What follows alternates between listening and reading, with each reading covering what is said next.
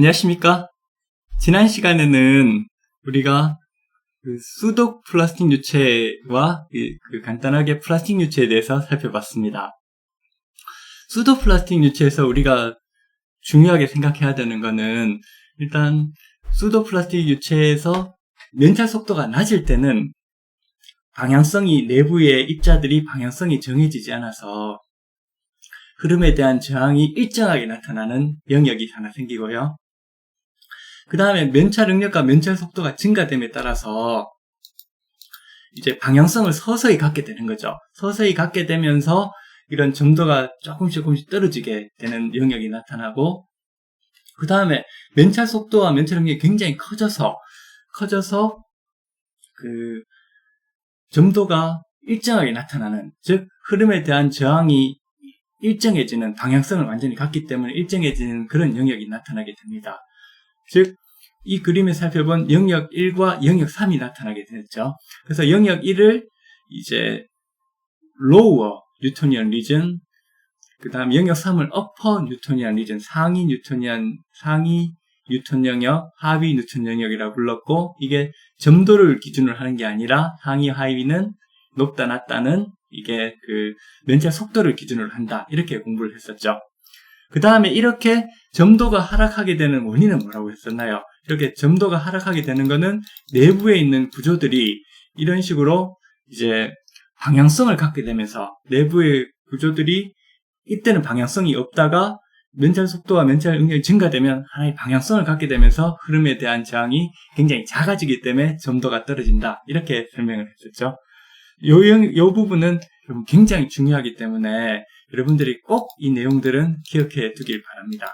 그리고 지난 시간에 또 수도 플라스틱 유체에 대해서도 살펴봤었죠. 수도 플라스틱 유체에서는 흐르지 않는 크림이나 치약 같은 게 이게 플라스틱 유체에 속하게 되고요. 이 플라스틱 유체에서 중요한 거는 뭐가 있었다 그랬죠? 플라스틱 유체에서는 처음에 기울일 때는, 흐르지 않을 때는 내부 구조가 존재하고, 더 많이 기울이면 더 큰 힘이 가해지기 때문에 이 내부 구조가 깨지면서 흐르기 시작하잖아요. 이때 내부 구조를 깨트리는 그때의 응력을 항복 응력이라고 부른다 그래서 항복 응력. 그렇기 때문에 우리가 이 항복 응력에 대해서는 반드시 기억해둬야 됩니다, 여러분. 자, 오늘은 이제 그 다음부터 공부를 할 건데요. 이렇게 내부 구조를 가져가지고 외부에서 가해지는 응력의 일정한 범위까지는 흐르지 않고 모양을 유지하는, 예를 들면 여러분들이 크림 같은 거를 이렇게 기울여도 흐르지 않잖아요. 그러다가 많이 기울이면 흐르게 되는 현상을 보게 되는데, 이런 식으로 일정 응력 범위까지는 흐르지 않는 성질을 가진 유체를 플라스틱 유체라고 부릅니다. 플라스틱 유체. 그래서 이 플라스틱 유체는 일정 범위 이상의 응력이 주어져야 흐른다는 점에서 수도 플라스틱 유체와는 구분돼요. 왜? 수도 플라스틱 유체는 아무리 작은 응력이 가해지더라도 흐르니까요, 일단. 그죠? 그래서 이런 플라스틱 유체를 우리가 그래프로 그려보면 다음과 같은 그래프로 나타나게 됩니다. 좀 그림이 조금 어렵나요? 자, 면찰 속도에 따라서 면찰 응력 그래프인데요. 일단 수도 플라스틱 유체 같은 경우는 면찰 속도에 따라 면찰 응력 이런 식으로 여기서부터 시작이 돼요. 여기서부터. 그런데 일단 플라스틱 유체의 경우에는 면찰 속도가 0이죠. 면찰 응력을 조금 더 줘도 0이에요. 면찰 응력을 더 증가시켜도 속도는 0이다가, 이때 이 정도의 응력을 가하기 시작하면 그때부터 조금씩 흐르기 시작하는 거예요. 조금씩 흐르기 시작하는 거예요. 이렇게 조금 흐르기 시작하죠. 그죠? 그러니까 조금 더 큰 응력이 가해지면 이런 식으로 흐르는 거예요. 그래서 이렇게 흐르는 그래프가 직선으로 나타나는 플라스틱 유체를 빙음 플라스틱이라고 부르고요. 그 다음 이런 식으로 휘어져서 흐르는 플라스틱 유체를 비스코 플라스틱 유체라고 부릅니다. 그래서 처음에는 이런 빙음 플라스틱하고 비스코 플라스틱을 구별한다는 건 조금 힘들 수 있으니까 그냥 요건 무시하고 그냥 처음에 면찰 응력이 이렇게 증가되는데도 면찰 속도가 0인 영역이 나타나죠. 그러다가 요 타워 값을 넘어서는 값이 주어지면 이제 면찰 속도가 이제 조금씩 이렇게 생기잖아요. 이런 식으로 이 값, 처음에 흐르지 않는 값이 존재한다. 이 값을 넘어서지 않은 아래 범위에서는 흐르지 않잖아요. 다 0이니까. 요 응력에서도 0이 되잖아요. 이런 응력을 뭐라고 부른다? 항복 응력, yield stress라고 불러요. yield stress. 즉, yield가 항복한다는 뜻이니까 그 전까지 이 힘보다, 응력보다 낮은 값에서는 흐르지 않다가 이 응력을 넘어서는 응력이 가해지면 비로소 흐르기 시작하게 되는 그런 응력, 그 값이, 기준값이 바로 항복 응력이 됩니다. 그래서 이 항복 응력이 바로 수도 플라스틱 유체와 플라스틱 유체를 구분해주는 가장 중요한 성질이 됩니다. 여러분 이해가 되시나요? 그죠? 그렇기 때문에 어떤 유체를 로션 같은 걸 조금만 기울여도 흐르고 물 같은 경우도 이렇게 기울이면 바로 흐르잖아요. 근데 크림이나 젤처럼 이런 왁스 같은 이런 것들은 조금 기울여도 안 흘러요. 근데 이렇게 기울여도 안 흐르는 거는 내부 구조가 굉장히 큰 거죠. 안 흐르다가 조금 기울이니까 흐르기 시작하는 건 내부 구조 값이 굉장히 작은 거고, 그럼 이 내부 구조의 값, 즉 흐르기 시작할 때 외부에서 가해지는 그 값을 뭐라고 부른다? 항복 응력이라고 불러요. 이 항복 응력의 존재가 굉장히 중요합니다. 그래서 이런 플라스틱 유체도 면차 속도에 따라서 면차 응력이 그래프가 여러 가지 나타나는데 우리가 그래프를 구분하기는 좀 힘들고요. 아직은 그냥 처음에 시작할 때 그림에서처럼 이렇게 높게 시작하면 플라스틱 유체다 이렇게 생각하면 되겠습니다. 그래서 방금 설명한 내용이 바로 이거와 같습니다. 그렇기 때문에 우리가 일단 내부 구조가 존재하느냐, 내부 구조가 존재하면 그 내부 구조를 깨는 힘이 가해지기 전까지는 고체 상태로 유지가 되고, 이 내부 구조가 견딜 수 있는 그 응력을 최대치를 항복 응력이라고 부른다. 이것만 기억하면 되겠습니다. 항복 응력이 존재하면 플라스틱 유체, 항복 응력이 존재하지 않고 힘을 주면 바로 흐르는 유체가 수도 플라스틱 유체가 되겠습니다. 자, 이제 우리가 면차 속도에 따라서 이제 점도가 바뀌는 유체들에 대해 살펴봤고요. 크게 뉴턴 유체, 수도 플라스틱 유체, 플라스틱 유체를 나눌 수 있습니다. 그 중에서 스킨처럼 물과 같이 잘 흐르는 그런 화장품 제품들을 뉴턴 유체라고 부르고요. 로션이나 에센스처럼 잘 흐르는 그런 제품들을 수도 플라스틱 유체라고 부릅니다. 그리고 크림이나 치약, 그 다음에 굉장히 점탄성이 큰 젤리, 기울여도 잘 흐르지 않는 이런 제품들을 플라스틱 유체라고 불렀습니다. 특히 플라스틱 유체는 처음에 내부 구조를 깨기 전까지, 그죠? 그 내부 구조를 유지하는 그 응력을 우리가 항복 응력이라고 부른다는 점, 그 점에 대해서 반드시 기억해야 될 것 같습니다. 자, 이제 점도에 영향을 미치는 요인으로서 시간이 또 있습니다. 이 시간이 어떤 식으로 점도에 영향을 미치는가를 한번 살펴보도록 하겠습니다. 이 시간이 점도에 미치는 영향을 살펴보기 위해서는 우리가 화학공학과에서 공부하는 약간의 상태에 대해서 좀 공부를 할 필요가 있습니다. 뭐냐면 예를 들어서 정상 상태, 과도기 상태 이런 것들이 있는데요. 여러분들이 거기에 대해서 먼저 한번 살펴보고 그 다음에 틱소트로피 현상에 대해서 살펴보도록 하겠습니다. 자, 브룩필드 LV형 점도계라고요. 조금 이따가 화장품 회사에서 화장품을 만들면 우리가 QC를 합니다. QC는 뭐냐면 퀄리티 컨트롤 해가지고 품질 관리인데요. 우리가 만든 화장품이 계속 안정하게 유지가 되는지 이걸 살펴보는 실험을 QC라고 부릅니다. 근데 이걸 할 때 QC 실험, 품질 관리 실험에서 가장 중요한 실험 중에 하나가 바로 점도 측정입니다. 왜냐하면 이 점도가 일정하게 시간의 지남에 따라서도 일정하게 유지되어야만 그 성상이 안정하게 유지된다고 볼 수 있는데요.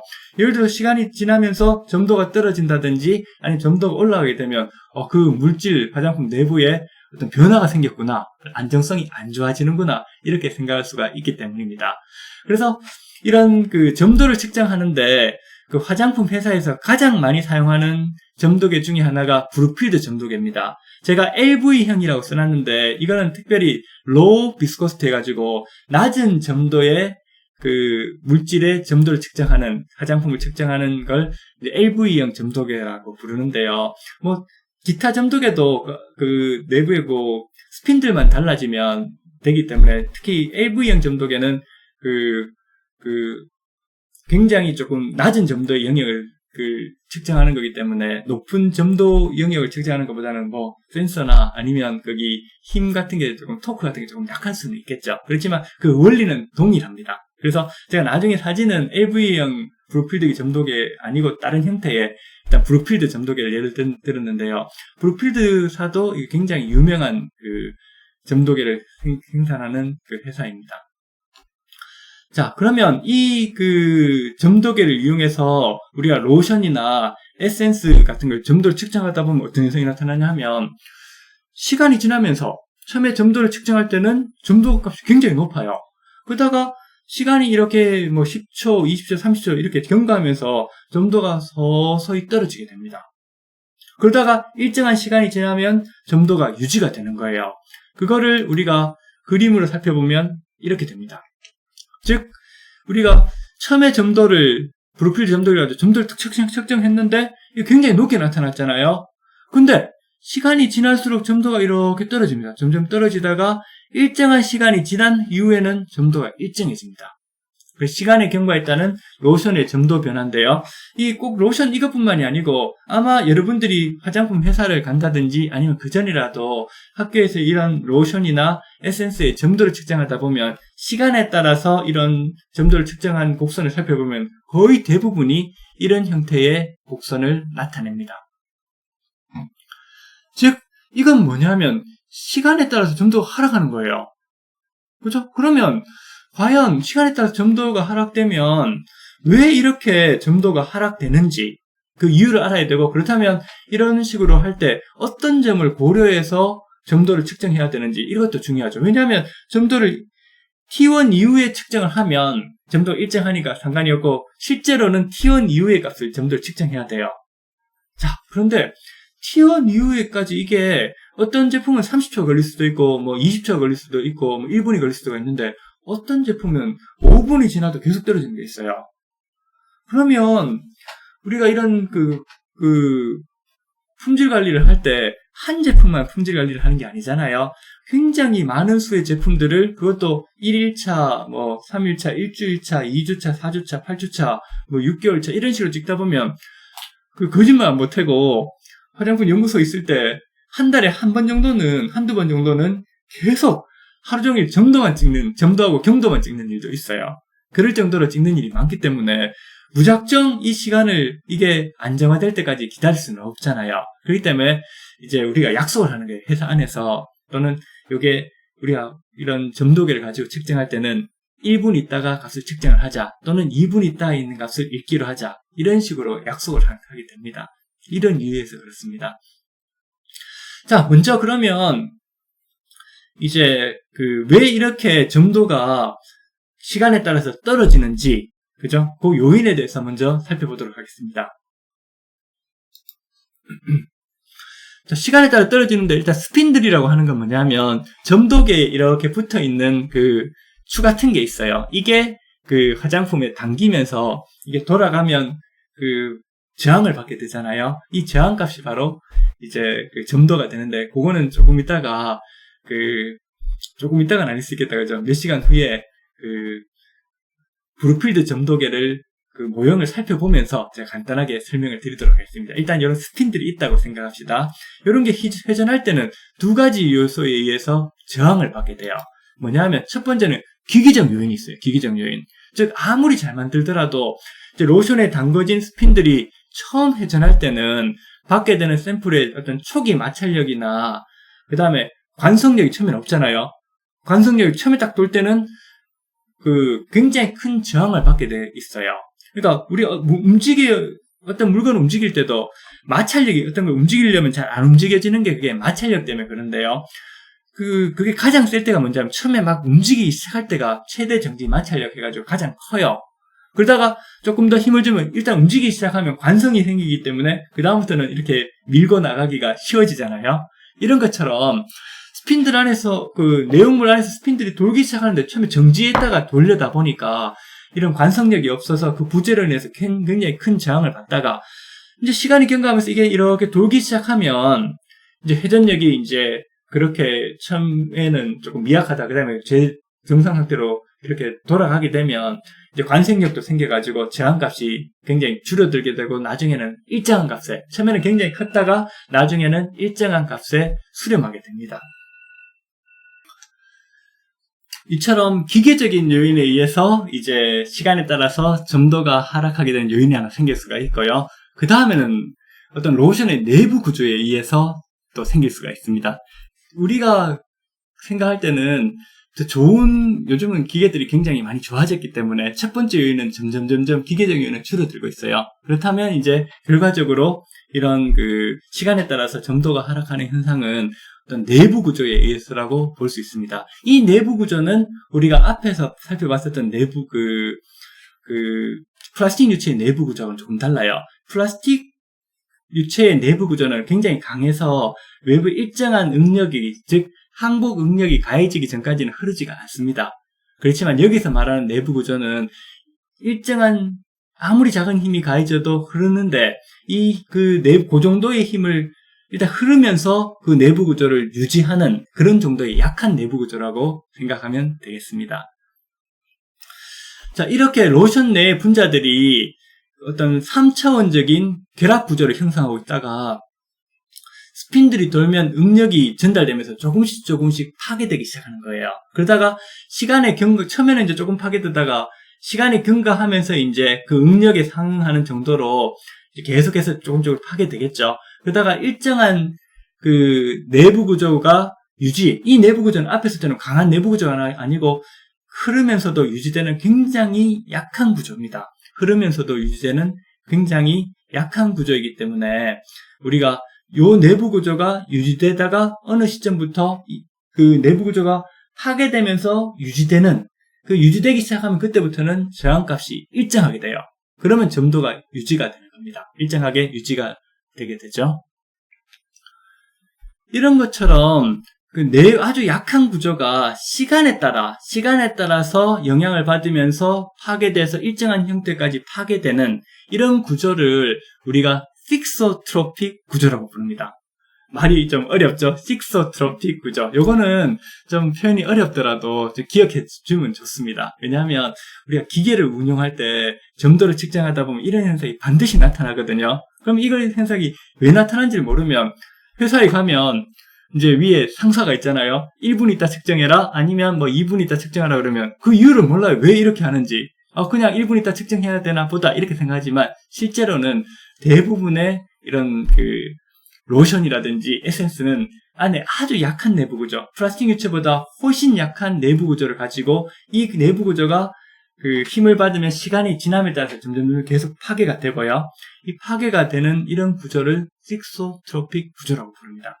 그죠? 그래서 식소트로픽 구조는 이제 파괴되면 저항값이 감소되기 때문에 점도가 떨어지지만 이게 일정한 시간이 지나고 나면 굉장히 일정한 시간이 지나고 나면 점도가 일정해져요. 그죠? 이런 구조를 식소트로픽 구조라고 하는데, 자, 여기서 그러면 요걸 방금 제가 이야기 드린 거를 그래프를 한번 살펴보겠습니다. 이 그래프죠. 그죠? 이 그래프 똑같은 거죠. 시간이 지남에 따라서 점도가 이렇게 떨어지다가 여기서부터 일정해지잖아요. 즉, 여기서 이렇게 떨어지는 이런 구조를 우리가 식소트로픽 구조라고 부릅니다. 자, 그런데 이제 여기서 보면 우리가 시간에 따라서 변하다가 그 다음에 일정해지잖아요. 그죠? 이런 거를 화공학에서 뭐라고 부르냐면 어떤 물성이 시간에 따라서 더 이상 변하지 않게 되는, 변하지 않게 되는 그런 상태를 정상 상태라고 부릅니다. 즉, steady state라고 부릅니다. 그 다음에 정상 상태에 도달하기까지는 시간에 따라서 막 물성이 변하잖아요. 마찬가지로 점도가 시간이 경과하면서 일정하게 나타나게 될 때까지는 점도가 계속 하락하듯이 이렇게 변하잖아요. 이렇게 시간에 따라서 물성이 변하는 상태를, 이런 과정을 과도기 상태라고 부릅니다. 그래서 transient state라고 부릅니다. 그래서 우리가 식소트로픽 구조는 뭐다? 식소트로픽 구조는 과도기 상태에서 점도가 시간이 증가함에 따라서 파괴되는 그런 구조를 식소트로픽 구조라고 부릅니다. 그러면 앞에서 우리가 지금은 시간에 따른 점도의 하락 현상을 식소트로픽 구조라고 불렀잖아요. 근데 지난 시간과 오늘 간단히 언급한 유체 중에서도 그 점도가 하락하는 게 있었죠. 뭐였죠? 수도플라스틱 유체가 점도가 하락했었죠. 근데 이 수도플라스틱 유체는 이미 정상 상태에서 값들을 쭉 연결한 거고요. 여기서 점도가 떨어지는 현상은 뭐 때문에 떨어지죠? 화장품 내부에, 로션이나 에센스 내부에 어떤 입자들이나 아니면 고분자 물질들이 처음에는 방향성이 없을 때는 움직임에 대한 저항이 커서 점도가 높다가 일정하게 굉장히 높은 면찰 능력이나 면찰 속도가 되면 그때는 방향성을 갖게 되죠. 방향성을 갖게 되면 일정한 방향이 되면 움직임이 쉬워지잖아요. 그럼으로써 점도가 떨어지게 되는 현상을 나타나잖아요. 이런 현상을 시어 스티닝이라고 그래요. 시어 스티닝 현상. 시어에 따라, 면찰 속도에 따라서 스티닝, 그게 점도가 옅어진다. 이런 의미로 시어 스티닝 현상이 나타나는 거고요. 이거는 면찰 속도에 따라서 점도가 떨어지는 현상이고 시어 스티닝이라고 부르고, 그거를 이제 수도 플라스틱 유체라고 부릅니다. 근데 이 현상은, 식소트로픽 현상은 그런 면찰 속도가 변하는 게 아니고요. 일정한 면찰 속도와 면찰 응력 하에서 시간에 따라서 점도가 떨어지는 거예요. 그래서 이때는 우리가 과도기 상태와 정상 상태를 나누게 되고, 과도기 상태에서 이렇게 내부 구조, 아주 약한 내부 구조가 부서져서 나중에 일정한 구조만 남고 점도가 일정하게 유지가 되는, 파괴되는 구조를 식소트로픽 구조, 식소트로픽 현상이라고 부릅니다. 자, 오늘은 우리가 면찰 속도에 따라서 점도가 변하는 현상에 대해 간단히 살펴봤고요. 그리고 시간에 따라서 점도가 변하는 현상에 대해서도 간단하게 살펴봤습니다. 다음 시간에 식소트로픽 현상에 대해서 더 자세히 살펴보도록 하겠습니다. 고맙습니다.